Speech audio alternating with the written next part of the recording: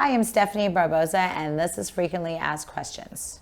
Our next question comes from Brenda from Colorado. She asks, how do I hollow out?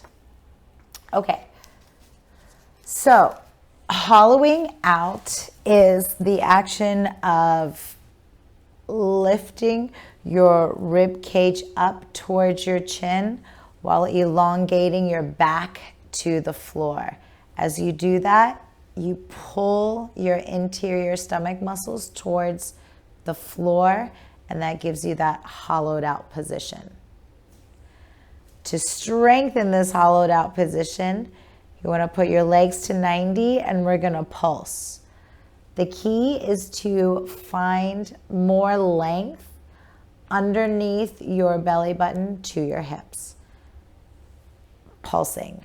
So now you have homework, and I will see you on the mat.